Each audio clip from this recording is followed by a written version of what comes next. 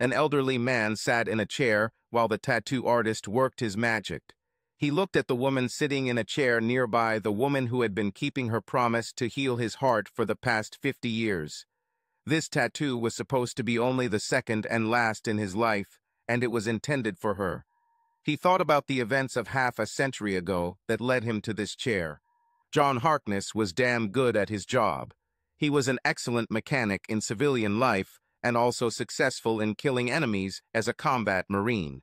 He was one of the few reservists who voluntarily went to Vietnam, considering it wrong to shift the entire burden of the war on the shoulders of regular units. In those days, reserve units were not called up due to the large number of conscripts. He discussed his intentions with his wife Julie in March 1967. They were married for only 3 years and bought a small house in anticipation of having children. She worked as a paralegal for a local law firm, and they did a good job together. John knew that with her job and the money he would send home, they could easily cover all the bills. They also had emergency savings.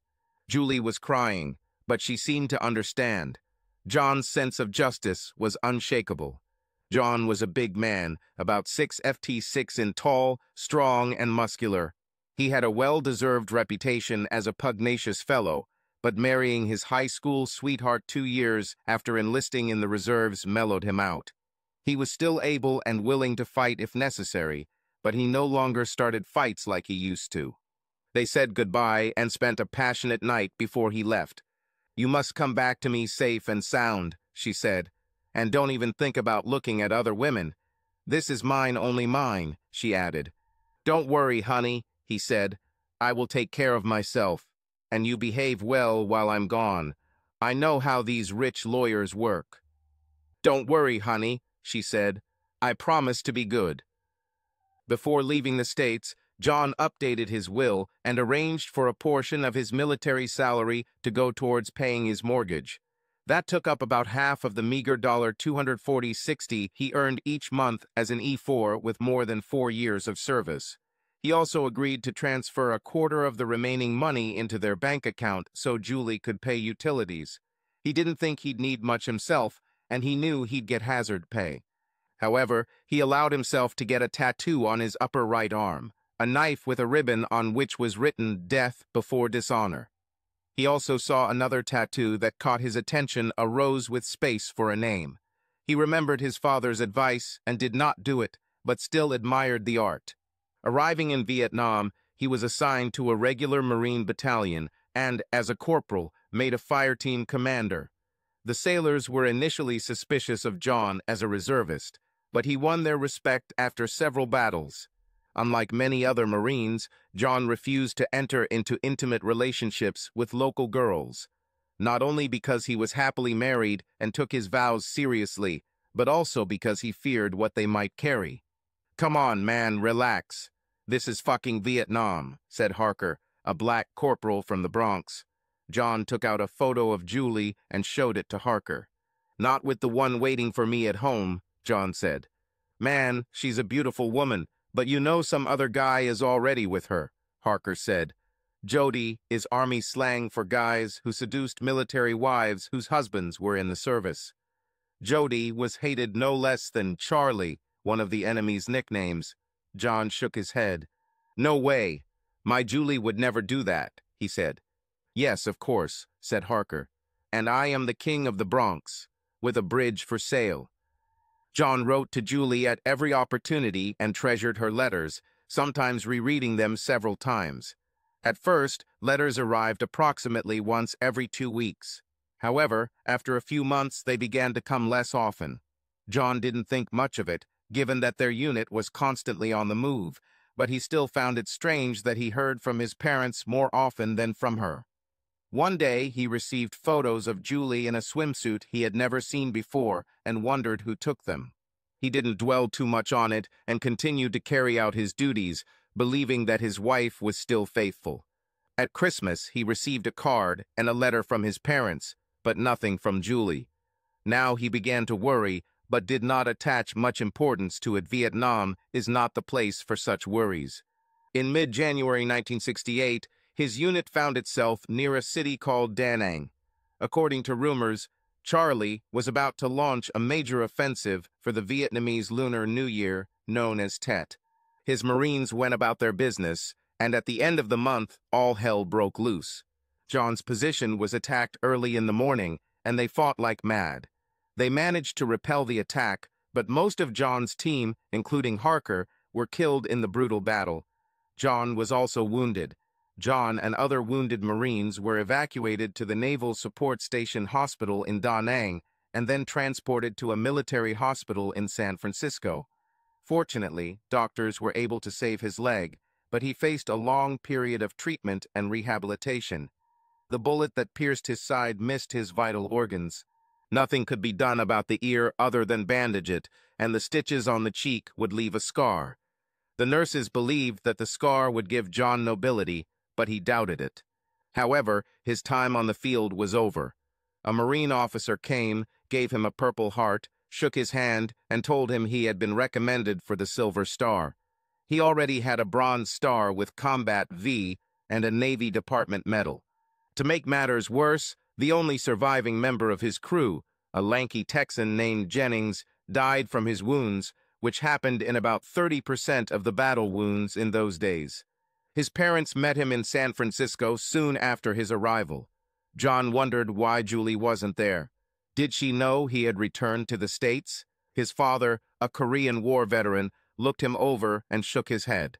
"Damn, son," he said, laughing. "I thought I taught you how to dodge." His mother hugged him tightly, crying. "Where is Julie?" John asked. The parents looked at each other before answering him. "I honestly don't know, John," his father finally said. "We called home and even to her office. They kept saying she was missing for various reasons, and she never called back. I haven't seen her for several weeks. You know, I came in every weekend to tidy up the yard and visit her, but nothing." "Tell him, Bob," John's mother said. "Tell me what, Mom?" asked John. "What's happening?" "John, the last time I saw Julie was probably 2.5 months ago. I drove up to your house and saw some guy coming out of there. He got into one of those sports cars, I think it was a Corvette, and drove off like crazy. I saw Julie in the doorway in her robe, waving at him," he said. "She didn't say anything when I approached. I haven't seen her since then. I collected newspapers and mail when I stopped by. Sorry, son." John was devastated. He was sure that she would be faithful to him. Then he remembered what Harker had told him about Jody. Perhaps he was right. Now he understood why he had not heard from her. "Was it a blue Corvette?" asked John. Bob nodded. "Yes, I was," he said. "Why? Do you know who it belongs to?" "Yes," said John. "It belongs to Eric Swagman, a junior partner at the firm where she works. So she's not even home to pick up the mail." "Looks like it," Bob said. "I hope you don't mind, but I saw some utility and phone bills marked final notice, so I paid them. I thought you wouldn't want to come home and find you had no power or phone." "Thanks, Dad," John said.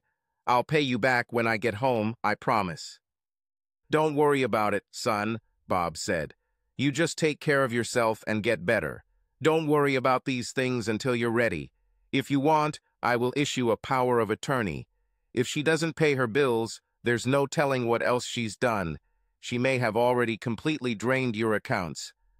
John called the nurse over and asked about the military lawyer. Soon a naval lieutenant commander appeared and began to write down everything that John and his parents said. He took out several papers from his briefcase. "I'll get that paperwork done for you, Corporal," he said. "They will give your parents special power of attorney to deal with the matters you mentioned. I recommend that you contact a family law attorney in your home state as soon as possible.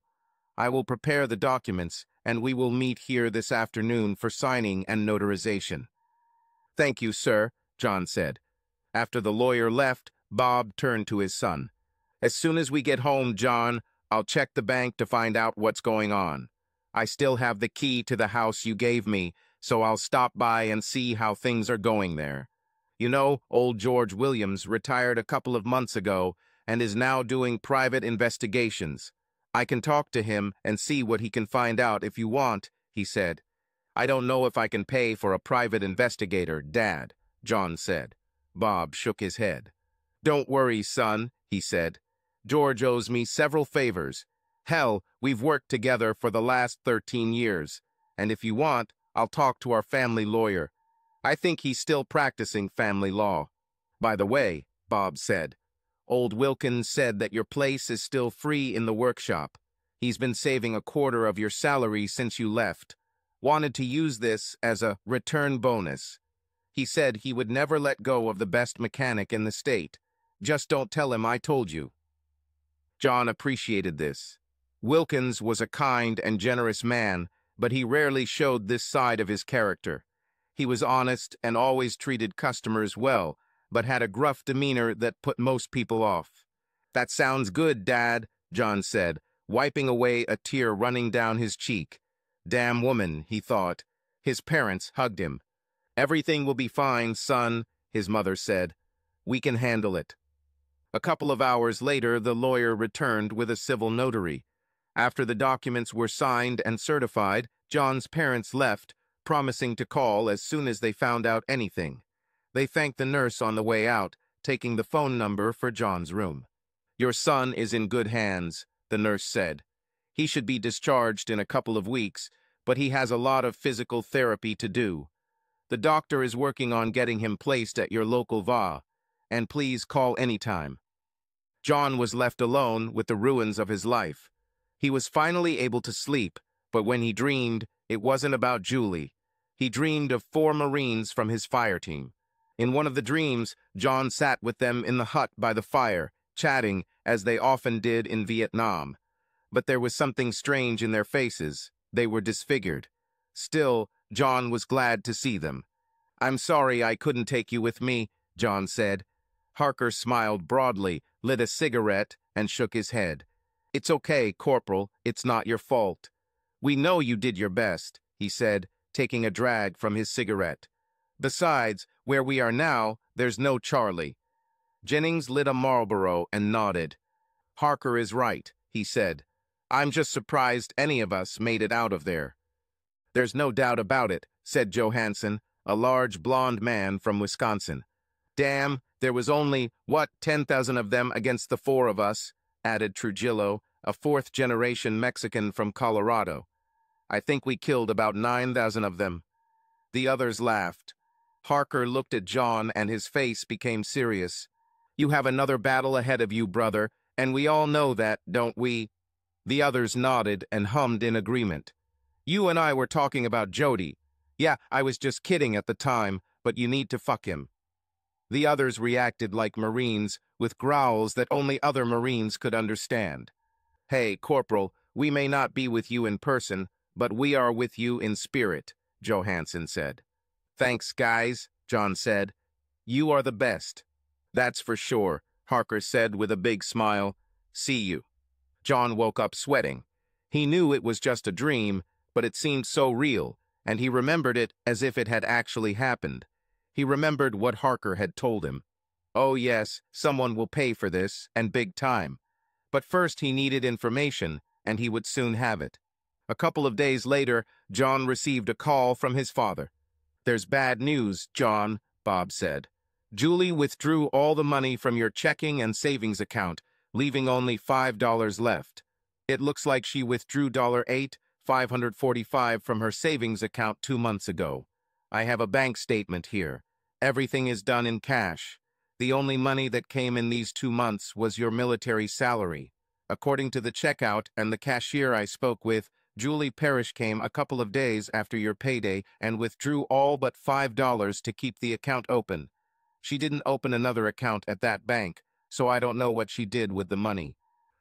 Okay, Dad, John said. You have power of attorney. Remove her name from the account. We don't have credit cards, so it's not a problem. I'll do it, son. I also stopped by home. It's a complete mess there.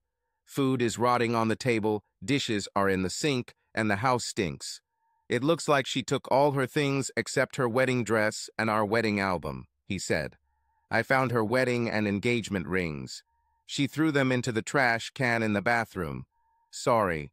At least the house is still standing, John said. Yes, said Bob. Your mother is there now, cleaning and airing it out. The bed looks like it has been well used. The sheets are very dirty. If I were a gambling man, I would bet that Julie brought her lover here. What do you want to do about it? Get rid of it, John said. Take it apart and put it outside if you want. I'll sleep on a cot if I have to. Okay, Bob said. I'll take care of it. By the way, George agreed to take your case for free. He said there was nothing worse than stealing a military man's wife while he was fighting for his country. I also found an excellent lawyer who said he would do your divorce for free. He can't stand swagmen. George suggested, given the circumstances, that you change all the locks in your house. I'm inclined to agree. You do not mind? He asked. Yeah, sure, Dad. That sounds like a plan, John said. Okay, we'll be in touch. How are you? Asked Bob. I'm fine, Dad, really, John said. Who are you trying to convince, me or yourself? Asked Bob. John smiled. His father had always been a shrewd man. Dad, you lost people in battle, right? Of course, John knew this was a stupid question.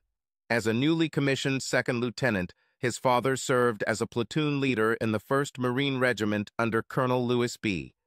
Chesty Puller at the Battle of Chosin Reservoir in 1950. He knew everything about combat, sacrifice, and death. Yes, son, I did, Bob said. This may seem strange, Dad, but have you ever, had dreams where they talked to you? Asked John. Oh, yeah, at first almost every night, but over time they decreased, he said. Did you ever get over it? Asked John. You'll never fully get over this, John. It's part of you. You try to make friends with it, learn to live with it, otherwise it will eat you up, he said. The next 2 weeks passed quickly for John. He heard from his parents almost every day, who kept him updated on what was going on with Julie. Of course, he never heard anything from her. As it turns out, she moved in with Eric freaking Swagman and, worst of all, got pregnant by him. They drove different cars to work, but their relationship was an open secret to everyone in the office. The divorce papers were also progressing well. His lawyer, Mike McGregor, filed for divorce on the grounds of adultery and abandonment. He also filed a domestic violence suit against Eric and a lawsuit against the company where Julie worked, accusing them of failing to adhere to the company's strict moral code. Based on the audio recording obtained from George, he also considered filing a complaint against Swagman with the state bar and local law enforcement agencies. Mike didn't go into detail, but promised John that he would tell him everything when he left the hospital. Bob said Julie became furious when she tried to withdraw money from his military paycheck account and found out she no longer had access to it.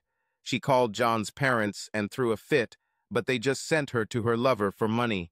She was also unhappy that her house keys no longer worked. It was too bad, they told her, since she decided not to live there anymore.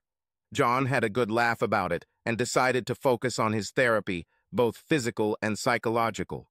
Physically, his wounds were healing well. Psychologically, however, he was on edge. Not only was he struggling with the loss of his Marines, but he was also heartbroken by the actions of his soon-to-be ex-wife. Over time, he learned to walk with the help of a crutch and a cane, and doctors finally removed his cast. He asked if he could drive a car, and the doctor said he could, as long as it was an automatic. As he was returned to his room in a wheelchair, he noticed one of the orderlies hanging up his uniform. It was freshly washed, but there was something unusual about it. All the shoulder straps had sergeant's stripes. The doctor entered the room and explained. "You've been promoted, Sergeant," he said, "and you are discharged. You still need to complete physical therapy, so we got you into a van near your home. I don't want you to put too much stress on your leg, at least not at first. Now, why don't you put on your uniform, and we'll take you to the break room." John looked and found a freshly laundered set of green uniforms in his closet. He noticed that she still had her corporal's stripes on, so he put it on. There is nothing better than putting on a uniform that has been starched so much that it can almost stand on its own. He noticed that someone had also starched his uniform cap, so he took it. He needed help with his boots, but the nurse provided the necessary assistance. They were polished to a shine, just the way he liked them. After putting his trousers into his boots, the nurse led him to his wheelchair, handed him a cane, and they set off. When they reached the break room, he was amazed. There were his parents, doctors, nurses, and orderlies who looked after him. Lt. Col. Arvin Johnson, his reserve battalion commander, was there in his uniform. He motioned for John to go ahead. The colonel began to lean over to greet John, but John surprised everyone by standing up with the help of his cane. Lieutenant Colonel Johnson smiled and shook John's hand. He then asked everyone to take their seats and took out a piece of paper. "Greetings to all who see these performances," he began to read. "Know that, with special confidence and trust in the fidelity and ability of John Harkness, I am appointing this Marine as a sergeant in the United States Marine Corps Reserves, effective such and such date in March 1968. He stopped, looking at John with pride. "And may God have mercy on your soul," he added, causing laughter. He called John's parents, who came forward. He gave John's mother one badge and gave another to his father. They beamed with pride as they removed the old stripes from his collar and attached new ones. "We have one more case today, Lt. Col. Johnson said. He took another sheet of paper and began to read. "The President of the United States is pleased to present the Silver Star to John Harkness, Sergeant, United States Marine Corps Reserve, for service as outlined in the following citation. For obvious courage and intrepidity in combat while serving as a fire team commander in the Republic of Vietnam. On January 30, 1968, then Corporal Harkness led his small group of Marines in combat against overwhelming enemy forces outside Da Nang. He ordered them to fix bayonets and stand to the death. Despite numerous wounds, he continued to fight the enemy, sometimes hand to hand. Although most of his command was wounded or killed, he continued the fight and his position was not overrun. He and his team of Marines inflicted numerous enemy casualties and contributed significantly to the successful defense of Da Nang. Sergeant Harkness's dedication to duty, courage under fire, outstanding leadership, and exemplary professionalism contributed directly to the success of this operation and was in keeping with the highest traditions of the United States Marine Corps and the United States Naval Service. Lieutenant Colonel Johnson put down the citation, opened the small box, and attached the red, white, and blue medal to John's chest. He shook John's hand. "God bless you, son," he said, "and thank you for everything you did. Your experience there will greatly help in training our guys." John's mother hugged him with tears in her eyes, and Bob wiped a tear from his cheek.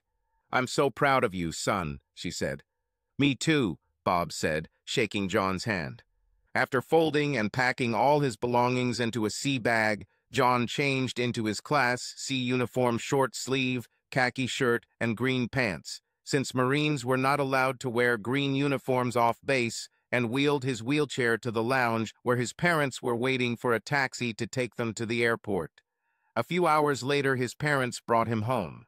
For John, it was no longer home, but simply a place to hang his hat. It stopped being home when Julie decided to cheat on him. Still, he enjoyed the privacy and silence that this house provided him. His parents stocked the refrigerator, so it was stocked with beer and snacks, and his mother prepared some of his favorite dishes, including her famous lasagna. He changed into jeans and a t-shirt, something he hadn't worn in over a year, and put all his things away. At the bottom of his sea bag was something he had almost forgotten about. He pulled it out and examined it closely, surprised that it had gotten through customs at all. It was a knife, a very large Bowie-style combat knife that he had found half buried in the ground while on patrol in Vietnam. He never used it, unsure whether it would hold up in battle, but considered it a good souvenir. The leather scabbard was also very worn, and had a symbol that looked like a winged creature holding a sword or knife embossed on it. Below, he could barely make out words that seemed to read, "March ou crève." He had no idea about the origin of the knife or its owner, but he still treasured it and promised himself to find out what these strange symbols and words meant. It was still quite early, so he called his lawyer and George and agreed to meet at his home later in the day to discuss everything they had. He rested for a while and decided to test his pride and enjoy his pickup truck. Luckily, it was still in the garage, and, as far as John could tell, was in working order. He checked all the fluids and started it to make sure it was still running. The oil looked fine, and all the other fluids were fine too. It took a little coaxing and a dose of starting fluid, but the truck finally started. He let it run for a while until it ran smoothly and decided to do another oil change and tune up in the next day or two. After looking around his property, he took a beer and sat down in a rocking chair. His leg hurt like hell, so he relaxed and turned on the TV for background. He didn't recognize many of the programs that were on, so he settled on a game show. He called Wilkins to tell him he was back. "You're finally back, boy," he barked. "When can you start work?" John told him about Julie and what the doctor said about physical therapy. "No problem, son. Take all the time you need and handle your business," Wilkins said. "It's normal for you to need time for court or to see a doctor. I'm just glad you came home. Hell, I don't think half of these guys know the difference between a brake pad and a carburetor sometimes. If you can stop by this week, I have something for you. A small return gift." "I'll do it, thanks," John said as he ended the call. Finally, Mike and George arrived, and he let them in, shook their hands, and offered them a beer. They kindly agreed and sat down in the living room. "Good to see you back, John," said George. "Your father told me about your reward. Congratulations, you deserve it. Anyway, let's get down to business. I have something for you that you need to listen to." He took out a small reel-to-reel tape recorder with a tape already installed. "Let me set this up for you," he said. "I've been keeping an eye on Julie and Eric this whole time. One evening, I followed them to a steakhouse on the edge of town and managed to get a seat directly across from them. I don't know if they noticed me, but they didn't notice the microphone in the plants that separated our booths. You'll hear a lot of background noise, waitresses and stuff, but you can clearly hear what they're saying." He turned on the tape and turned up the volume. "So, Julie, have you thought about my proposal?" said a male voice that John recognized as Eric. He could imagine the smug bastard smirking as he spoke. "I don't know if I can do this with John, Eric. It's bad enough that I cheated on him and am now pregnant with your child, but I just don't think I can sell him on the idea." "Come on, baby, if anyone can do it, it's you." "Damn, he's probably crying in his beer right now. I'm sure he's ready to do anything to bring you home," Eric said. "You don't know John well, Eric. His sense of ethics will never accept this. There is no way he will agree with this child and will not raise him. And he certainly won't share me with you," Julie said. "No, no, we won't let him touch you. Look, you know I'm not cut out to be a father. John will do a better job raising a child than I can. It's simple. Either he agrees or we threaten him with divorce. We tell him we will take his house, half his income, demand alimony and child support. Don't worry, I already have the documents ready," he said. George stopped the tape. "So they actually think I'll let her stay with him and raise her illegitimate child for them?" asked John. "Are they crazy?" "That's not all," said George A., starting the tape again. "I don't know, Eric. John won't accept this," Julie said. "Come on, baby. You know he's so in love with you that he'd do anything," Eric said. "Don't tell me you still have feelings for him." "Well, I still love him," she said, "but not like before. Besides, you're much better in bed." John blushed when he heard this. So much gratitude for loving this two-faced bitch, he thought. "Also, I wouldn't leave you for Vietnam." "What kind of idiot does that?" said Eric. John wanted to hit the wall. "You're right, I guess," she said. "When he gets back, I'll talk to him, okay?" "Do it," Eric said. "Do you know when he'll be back?" "No, I haven't heard from him since at least January, and I haven't sent him anything since last year, like you said," she said. "You know, if he really wants to be stubborn, we have other ways of influencing him," he said. "Which?" asked Julie. "Well, you know how sometimes houses can catch fire and burn down for no reason, or how the brakes can suddenly fail," said Eric. "You're not going to hurt him, are you?" asked Julie. "I won't go for it." "Don't worry," he said. I know a lot of people who can help. Your hands will be completely clean. If anything happens to him, you will get everything and be free from him." "Well, I guess," Julie said, "but only as a last resort." "Right. Last resort option. We'll see what happens when he returns." George turned off the tape. "It sounds like a conspiracy to commit murder," John said. Both George and Mike agreed, as well as conspiracy to commit fraud and possibly conspiracy to commit theft, since Julie drained your bank accounts. So I filed the court papers on the way here and expedited the hearing. I also got a protective order keeping them at least 100 feet away from you, the house, and your parents," Mike said. "It turns out that I know the person who schedules the meetings. Tomorrow morning, I will give them the documents. I spoke with the district attorney, and he is preparing a criminal case against them. I also spoke with Lee Marcus, a senior partner at their firm.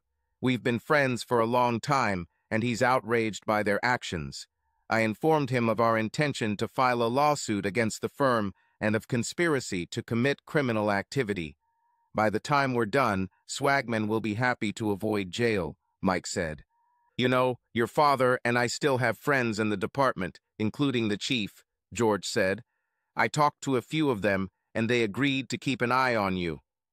"Have questions?" asked George. "Yes," said John. "What do I ask for in a divorce?" Mike handed him a folder with documents. "Sorry, I forgot your dad acted on your behalf," Mike said. "Here are the documents. As I stated earlier, we are filing for divorce on the grounds of adultery and abandonment. Since she works and technically earns much more than you, there will be no alimony. Plus, you keep the house and everything in it, since she left it and refused to pay utilities. We also demand that she immediately return $7,100, representing half of your joint bills. Remember, she emptied both your bank accounts, current and savings, and she took all the money you deposited in the bank. We also demand that she return her rings and return to her maiden name. In short, she keeps her clothes and car. I asked Lee to keep her at work because she needed something to support her pregnancy. According to our estimates, Swagman's net worth is just under $1 million, so we're suing for $800,000. Between that, the court costs and attorney's fees for this and any criminal case, he would have to nearly go bankrupt. We also demand that the firm pay $2 million for refusing to adhere to its strict moral code," Mike said. "The firm will likely agree to about half that amount, but for them it's worth it to avoid negative publicity." "One last thing, John," Mike added. "Do you have a dress uniform?" "Yes," John replied. Mike nodded. "Okay," he said. "Take it to the dry cleaners and attach all your medals and ribbons. I want you to wear it in court when the hearing is scheduled.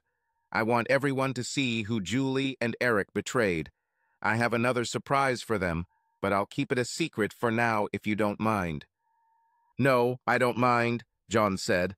"I'll prepare the form and be ready. Just let me know when I need to be there."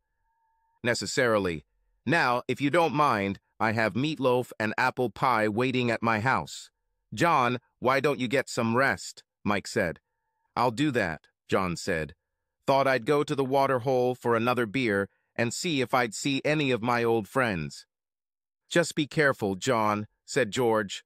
"This area has gotten a little more dangerous since you've been here." "No more dangerous than Da Nang, I think," John said. George and Mike laughed. "Not really," said George, "but almost." After George and Mike left, John went to his bedroom and put on a different shirt. He thought about the knife and took it, hoping to meet a friend who was an expert on knives. He locked the house, walked to the garage, and started his pickup. "Damn, this feels good," he thought as the pickup came to life. He pulled out and headed to one of his old haunts, stopping for gas along the way. He parked in front of the bar as usual and looked around. George was right. This area had actually gotten a little more dangerous since he was last here. "Damn," he thought, "I've seen a lot worse." He entered and walked towards the bar through the smoke of cigarettes. He took the beer and looked around, trying to find familiar faces, but saw no one. This place, where regular guys like him used to stop and chat over beer, now looked like a meeting place for gangsters. He finished his beer and headed back to his pickup, passing an alley on the way to his car. He thought he heard a woman screaming for help in the alley, and he stopped to listen. He heard that scream again. "No, please, stop it. Don't do this," a woman's voice shouted. He heard the sounds of laughter and swearing. His eyes adjusted to the darkness, and he finally saw where the sounds were coming from. The young woman was surrounded by 5 or 6 skinny men. From where he stood, he could see that they were going to hurt her if no one stopped them. He reached the pickup truck and removed the knife, still in its leather sheath, from the glove compartment. He inserted it into the back of his belt and quietly crept up to the woman, leaving the cane in the car. He knew he needed both hands and didn't want the cane to hold him back. As he got closer, he saw one of the men grab the woman's dress and rip it in half, exposing her body as she screamed for them to stop. The moment has come to act. "Hey," he shouted, "leave the woman alone. Didn't you hear her? Did she tell you to stop?" The men stopped and stared at John, not knowing what to do with this crazy white guy with a scar on his face standing in their alley. One of the men approached him cautiously. "Or what?" he asked, taking out a switchblade and opening it, thinking that this would scare the white guy and he would run away. John smiled and chuckled. He reached back and pulled out his knife, causing the smaller man's eyes to widen in fear. "Do you want to play knife games?" asked John. The man twisted the knife and tried to move around John so that he was between him and his friends. John recognized this maneuver and counterattacked, preventing the man from carrying out his plan. The gangster rushed forward with a knife. John dodged the knife and grabbed the man's wrist. The man dropped the knife, screaming in pain, and John kneed him between his legs as hard as he could, sending him to the ground. The rest did not know what to do and began to slowly back away. They'd never seen a knife that big, and they'd never seen anyone deal with their friend like that, especially a white guy. Most of them left, but 2 stayed to meet John. Unfortunately, John did not notice or hear the man approaching him with a large piece of wood with a nail on one end. "Watch out from behind," the woman screamed. John turned around and suddenly saw stars as a tree hit him on the left side of his face. He fell in pain and expected another blow, but the man dropped his weapon and ran away as red and blue lights began to flash at the entrance to the alley. John sat down as the policeman approached him. "Damn, Harkness," he said. "Didn't George tell you this was a rough area?" "Yes," said John. "I guess I'm just too stubborn to listen." The policeman examined the scene and told his partner to call a couple of ambulances. He took 2 more pairs of handcuffs, walked over to the men lying on the ground and cuffed their hands behind their backs.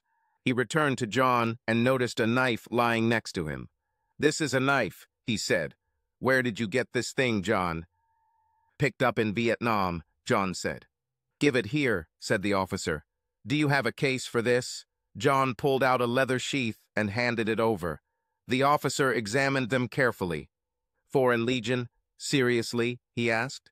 "Marines," John said. "Just came back." "I know you were in the Marines, John. I'm talking about the markings on that scabbard. That mark means French Foreign Legion, and those words underneath it, it means march or die doesn't look like anything standard. I'm sure it belonged to a French soldier at one time." He returned the knife to its sheath and handed it back to John. "Better put this somewhere before some tough cop takes it from you. Maybe hang it in a frame or something," he said. John nodded. "Yes, I will," he said. The woman approached the officer. "Please don't arrest him, officer," she said. "This man saved my life. These men were going to hurt me." The officer looked at her torn dress. "It's okay, ma'am. He's free, but he'll need to see a doctor, and we'll need to get a statement from you," he said. "I'll take him to the in my car, officer, and give you my statement at the hospital. Is that okay?" she asked. The cop thought for a minute and agreed. "Okay, miss," he said. "You can follow me to the hospital." He shouted to his partner, who ran up. Another police officer looked at the 3 handcuffed men and whistled. "Damn," he said. "Isn't this Juan Mendoza, the gang leader we heard about?" he asked, referring to the smaller man who attacked John first. The first cop nodded his head. Yes, that is right. And this guy killed all three of them? Asked the second cop. The first nodded his head again. Looks like it, he said. Damn it, the second cop said. By then, 2 ambulances had arrived and paramedics were loading up the gang members. The first cop helped John to his feet. What, you didn't have enough of all that crap in Vietnam? He asked, smiling. John laughed, even though it hurt. Apparently not, he said. All I wanted was to have a beer with my friends. Well, this young lady will take you to the Give me your keys. My partner will drive your truck home, and I'll pick it up after I'm done at the hospital, he said. He pointed his finger at John. And stay away from this place. I'm telling you, it's not what it used to be. All the guys hang out at the Rockwood on the other side of town now. Thank you, officer. I'll remember that, John said. He followed the young woman, who identified herself as Amelia Simmons, to her car, a small Dodge Dart. Aren't you the guy who got the Silver Star in Vietnam? She asked on the way to the hospital. Yes, he said. Do you know about this? Who doesn't know? It was all over the news today, she said. Why are you here? Shouldn't you be home with your wife or something? John couldn't help himself and began to cry quietly. He didn't know what was worse, Julie's cheating and scheming, or the fact that complete strangers seemed to care about him more than his so-called loving wife. Sorry, she said. I didn't mean to hurt you. What happened? John told her the short version about the end of his marriage, and she started crying. She parked at the entrance to the emergency room, found a parking spot, and hugged him. Poor you, she said. That fool doesn't deserve you. Hot tears flowed down her cheeks. John looked at her. Why are you crying? He asked. These men were going to attack me and maybe even kill me. But you intervened when you could have died. You don't even know me, but you were ready to give your life for me, she cried. I can never thank you enough for this. John hugged her. You don't owe me anything, he said. No, I owe you everything. I owe you my life. You were already in pain, but you put it aside for me. So I'll return the favor. No matter how long it takes, I'll mend your broken heart, she said. I promise no one will hurt you again. Not like her, she said. You don't even know me, he said. You didn't know me either, she countered. After tonight, I know everything I need to know. John Harkness, you are my champion, my knight in shining armor. I want to take care of you, hold you in my arms, and fill the emptiness in your heart. Please let me do this. John considered her words. He looked into her eyes and saw only love. There was no deception there. There was a beauty in her that he couldn't put into words. Maybe it was because of all the crap from Julie. In the back of his mind, he heard Harker's voice. Come on, Corporal. Sorry, Sergeant. He smiled, knowing that Amelia had no idea why. Okay, he said, kissing her lightly. She hugged him tightly. You won't regret it, John. I promise, she said. They went to the emergency room, and the officer waited while the doctor examined John and Amelia. He cleaned the wound on John's cheek while X-rays were taken. He examined the pictures and looked at John. The officer took Amelia's statement while the doctor examined John. You must have a jaw made of cast iron, he said. Amelia also turned out to be fine. John gave his statement about the events of the evening, and the officer seemed to accept it. John, said the officer, Amelia seems like a fine girl, but she had a hard time. Her parents died in a car accident several years ago. She has no family, and since then she has been struggling to make ends meet by working as a waitress. Her last boyfriend was a real creep. Amelia said he used and beat her. She got tired of it and left him, but now she is effectively homeless and has been living in her car for the last 3 days. I know you have your own problems and don't need that kind of baggage, but it would be great if you could help her somehow. Heck, maybe you both can help each other. Thank you, John said. Maybe you are right. John was stunned by the officer's words. Amelia didn't tell him anything about her problems, but here she was, comforting him. He felt something he hadn't felt for a long time. Love, maybe. Whatever it was definitely much better than what Julie was giving him. The officer handed him a business card. Call me if you need anything, he said before walking over to Amelia. Follow me to John's house. I need to pick up my partner anyway, he said. She thanked him, and they left the emergency room. They drove to John's house in silence. John had a lot of thoughts running through his head. His soon-to-be ex-wife had treated him like trash. His fellow Marines were dead, and here was Amelia. John didn't believe in coincidences, but he couldn't help but wonder. They were both in pain, but they each put their pain aside to help and comfort the other. They finally arrived at John's house, and he invited her in after the officers had left. It's okay, Amelia. I don't really bite, and it's a lot more comfortable here than in your car, he said. I don't want to impose, she said. John took one of her bags from the car. Nonsense, he said. It's not an imposition. I have a spare room, and it's a lot safer than sleeping in your car at the rest stop. Okay, she said. You're probably right. After Amelia's things were arranged in the guest room, John invited her into the living room and offered her a cup of coffee. She agreed and settled down on the couch while he made coffee for both of them. They swapped stories, John telling Amelia all about his marriage and his time in Vietnam. Amelia reciprocated by telling John her life story. John learned that her parents were hard-working people who struggled to make ends meet. They were living in an apartment when they died in a car accident, and Amelia ended up on the streets after selling everything she could. There was no inheritance, and the money that was there went to pay the last expenses of the parents. She lost her job as a secretary for a real estate agent who had moved elsewhere, and ended up working as a waitress at a small diner just down the alley where she was attacked, for tips and less than minimum wage. She didn't make much money, but she was finally able to rent an apartment with a friend. However, her friend got a job in another state and left. Amelia, unable to pay for the apartment on her own, ended up with a guy she had dated several times. Unfortunately, he wanted more than she was willing to give and became violent. After a couple of weeks, she left and went back to sleeping in her car, hoping to save enough to rent a room somewhere. Well, why don't you stay here? Asked John. I can't take advantage of your kindness like that, she said.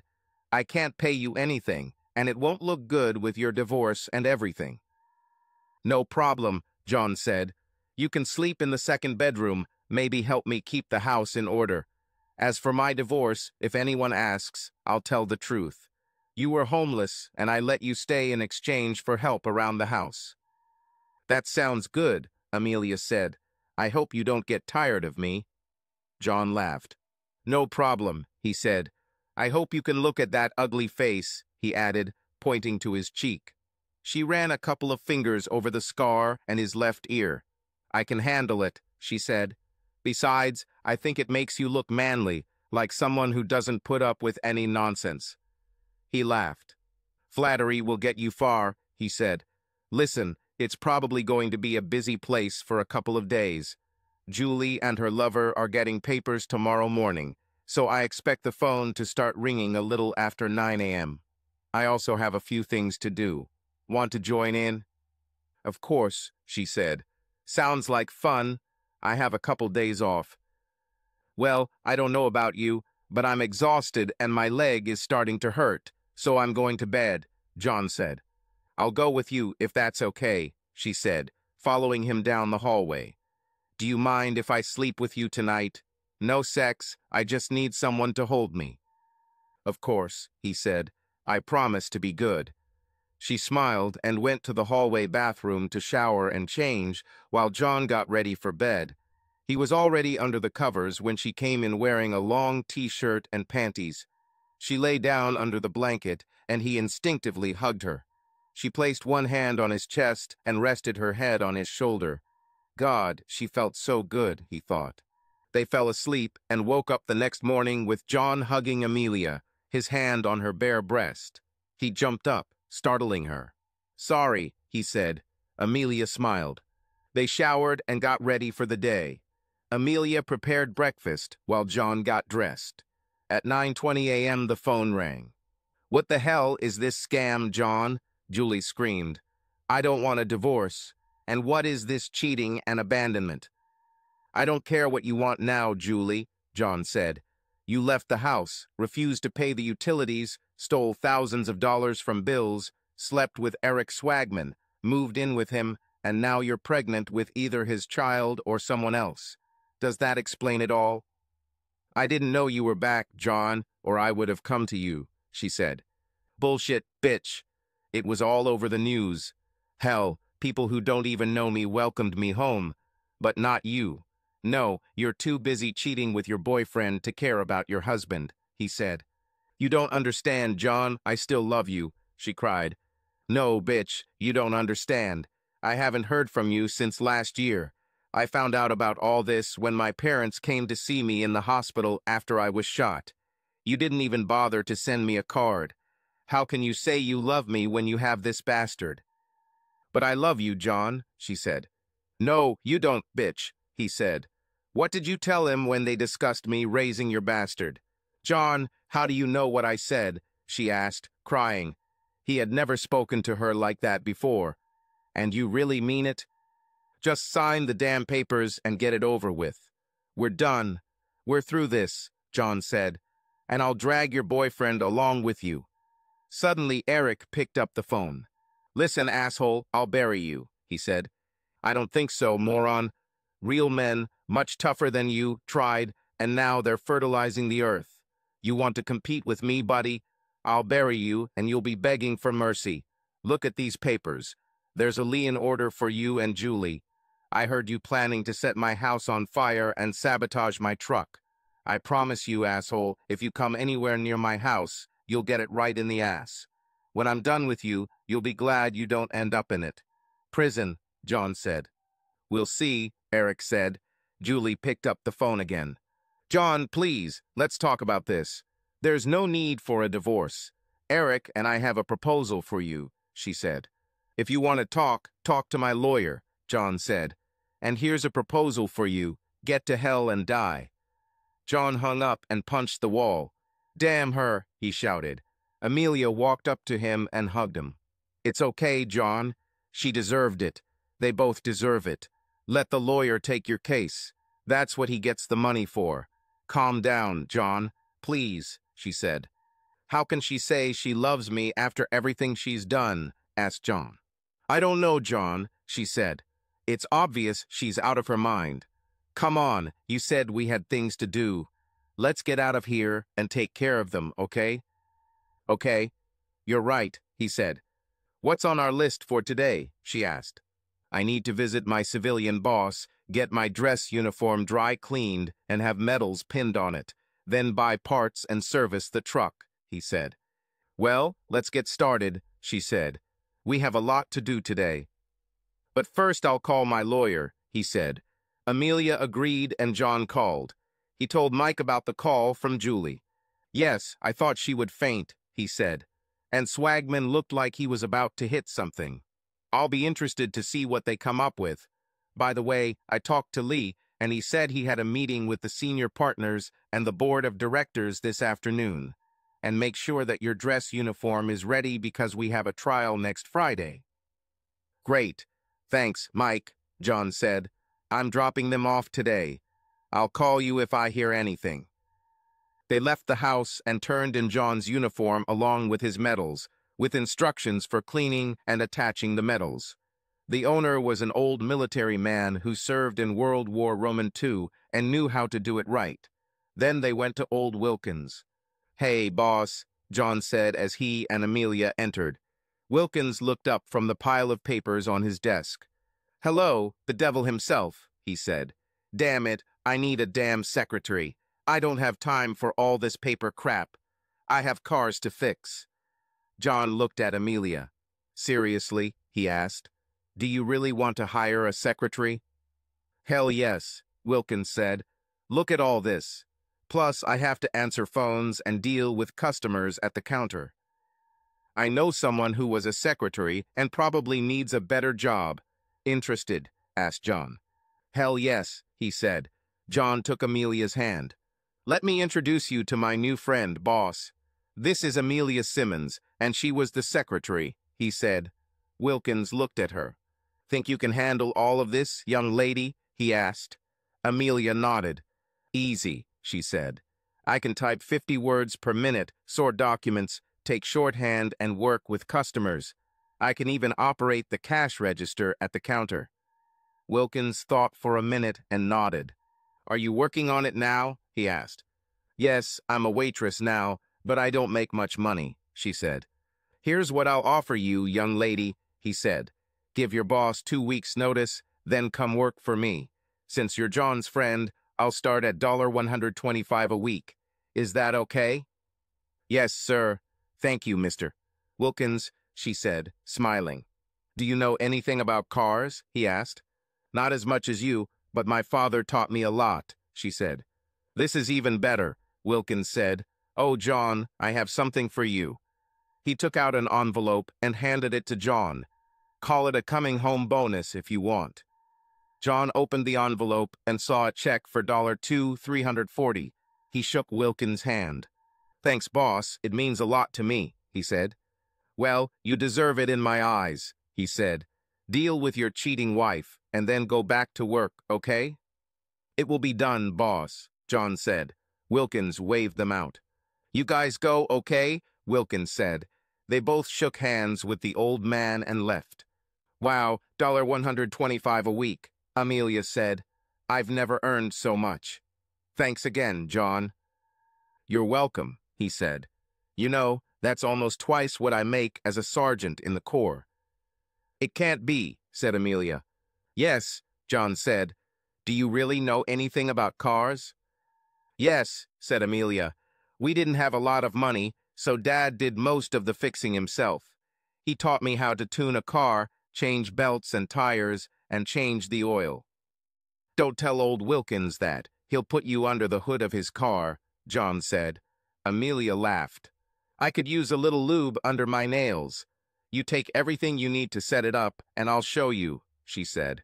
John smiled. Damn it, girl, he said. I think I'm in love. Amelia giggled and kissed his cheek. Me too, she said. They stopped at John's bank, and he deposited the check, putting aside 10% for savings, as he always did. He left $100 in cash and ordered new checks without Julie's name. They then went to the auto parts store and got everything John needed for the truck. After they ate the hamburger, they went home. Home, John thought. With Amelia by my side, it really started to feel like home. He pulled the truck into the garage and got everything ready while Amelia went to change clothes. She returned wearing old, ratty jeans and a t-shirt.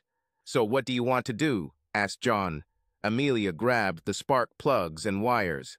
I'll change the spark plugs and wires while you change the oil, she said. Okay, he said. You know how to show spark plug gaps. You're kidding, right? She asked. Without question, she took the necessary tools and got to work. John was amazed at how well she handled his tools. He took what he needed and started changing the oil. By the time he was finished, she had replaced the spark plugs and wires, as well as the rotor and distributor cap. He looked around and was really impressed. Everything looked perfect. However, looks can be deceiving, so he lowered the truck and got into the cab to start it. He turned the key and the truck hummed, sounding exactly the way he wanted it to. He pressed the gas a little and listened for any strange sounds. Satisfied, he turned off the engine and looked at Amelia, who now had oil stains on her hands and face. At that moment, she seemed more beautiful to him than Julie ever did. Well, she asked. John took her face in his dirty, oily hands and kissed her lips. Now I know for sure that I'm in love, he said. You're hired. She smiled, not seeming to care that her face was now even dirtier. He took the hand cleaner and offered it to her. There was a time when he would have done anything for Julie to share such moments with him, but she always found his work too dirty. After they cleaned up, Amelia cooked dinner, and they spent a quiet evening watching TV. John felt more content than he had in a long time, and even managed to spend the night without thinking about his soon-to-be ex-wife. The next few days passed in a blur. John picked up his uniform from the dry cleaners and spent hours removing threads, polishing the brass, boots, and cap visor. Amelia went to the diner where she worked and wrote in her resignation letter, and was told that she could consider herself fired from that day on. She left after being told to come back in a few days for her final paycheck. John and Amelia got to know each other better over these days and mutually agreed to wait to develop their relationship until the divorce was over. It was difficult for John since it had been a long time since he had been with a woman, but he was really falling in love with Amelia and felt that she cared for him too. Finally, the day of the court hearing arrived. John showered, shaved, and dressed after breakfast and walked into the living room where Amelia was waiting for him in a beautiful dress. "Wow," she said, looking at him in full dress uniform with medals. "You look like you want to be eaten." John smiled. "Thanks, but I feel like a damn Christmas tree," he said. "You look great too." When they reached the courthouse, they were met by a group of 14 uniformed Marines from John's unit, including Lieutenant Colonel Johnson and Sergeant Major Roberts. After all the introductions, they went inside. The Marines took up 2 rows of the courtroom as John walked to the table where Mike was waiting for him. John's parents were there too, sitting with the Marines. John looked at Julie and Eric at the other table. Julie's eyes widened as she saw the man she had betrayed. Eric grinned as he ran his hand over Julie's belly, which had grown larger due to her pregnancy. Julie hadn't noticed Amelia yet. The judge entered the courtroom and the bailiff ordered everyone to stand. After everyone sat down, the silver-haired judge looked at the Marines. "What business do you have in court today, gentlemen?" he asked. Lieutenant Colonel Johnson stood up. "Your Honor, my Marines and I are here to support our comrade, Sergeant Harkness, and, if necessary, to testify to his character," he said. The judge smiled and nodded. "Thank you, Colonel," he said. "I don't think it will be necessary, but I appreciate the gesture." The Marines said nothing, but looked at Julie and Swagman with contempt throughout the entire process, which went just as Mike had told John. The judge asked both of them a series of questions regarding the history of the marriage and the events leading up to John filing for divorce. Julie admitted that she left the house, left utility bills unpaid, and became pregnant by Swagman, who tried to force the judge to order child support for Julie. "Do you really expect me to order Mr. Harkness to pay child support for the child you fathered?" he asked. "Are you serious? Or are you just stupid?" Denied. And so it continued throughout the hearing, with the judge denying every motion or request from Swagman. At the end of the hearing, the judge ruled in John's favor, granting all of his demands, including a house, a permanent restraining order, and no child support. He also ordered Julie to immediately return half of all the money she had withdrawn from their joint account and to revert to her maiden name. There was no need to return the rings to her since she had already thrown them in the trash. Swagman objected, but the judge silenced him with his gavel. "As for you, Mr. Posse Swagman," he said, pointing with his gavel, "I am ordering an investigation into your role in all of this. At a minimum, I see a huge conflict of interest, and I understand that the district attorney is considering other charges, including conspiracy. I understand that a lawsuit has been filed against you for deprivation of love in this case. Believe me, your actions and answers to my questions today will greatly influence my decision in this case." He hit the table with a hammer. "Mr. Harkness's application for divorce is granted," he said. Swagman jumped out of his chair, furious. He rushed towards John, but was stopped by the bailiff. "You bastard," he shouted. "I'll throw you out on the street. I'll have your ex and any other woman you get involved with, and I'll bury you." "I don't think so," John said calmly. Swagman looked at John, then glanced at the other Marines in the room, who were looking at him and Julie with disdain. Julie hung her head in shame. Lee Marcus watched the hearing from the back of the courtroom and approached Swagman after his outburst. "You're fired," he said. "I'm also filing a complaint with the bar. Pack your things and leave my office by the end of the day." He looked at Julie as Swagman walked out of the courtroom cursing. "You're still working, Julie, at least until you have your baby and recover. We'll reconsider your workplace later." He turned to John and shook his hand. "Thank you for your service, Sergeant," he said. "On behalf of the partnership and our board of directors, Please accept our apologies for what you have experienced. He turned to Mike. Just so you know, given the circumstances and taking into account Mr. Pitafans Harkness's service, the board finds your original proposal acceptable. We see no need to spend more money on the hearing. Please make an appointment with me next week to finalize the details. Mike nodded as he and Lee shook hands. Thanks, Lee. I'll call you on Monday, he said. Lee smiled. Okay. Now maybe I'll get some of my money back on golf, Lee said as he walked out. Amelia walked up to John and hugged him. John hugged her back and saw Julie looking at him through her tears as he broke the hug. John, I'm so sorry, she said. I really didn't mean to hurt you. Yes, well, you did, he replied. I just want to know one thing. Why? Julie shrugged. I don't know, she said. You weren't there. Eric was here. Maybe I started seeing dollars and got tired of being broke. One thing led to another, and, well, you know the rest, I guess. What is this nonsense you were discussing? He asked. Eric had this crazy idea that you would be okay raising my baby as long as I slept with him, she said. I didn't like it, but the idea began to grow in me. Again, I'm sorry. John shook his head. I see that you quickly found a replacement for me, Julie said, looking at Amelia. Amelia stood in front of John and looked like she was ready to punch Julie across the room. I'm not here just to replace you, she said. I'm here to mend the heart of a good man, the heart that you broke, and I intend to spend the rest of my life doing that. Julie lowered her head before addressing them again. I think I deserve it, she said. John, do you think we can ever be friends? She asked. I don't know, Julie, he said. You hurt me badly. If it weren't for Amelia and my parents, I probably wouldn't be here right now. I didn't know, John. I'm sorry, I really am, Julie said, crying. She turned around and left the courtroom. John shook Mike's hand before leaving. By this time, the rest of the Marines and John's parents had gathered around them. Thank you for everything, Mike. I owe you more than you can imagine, he said. Mike waved his hand.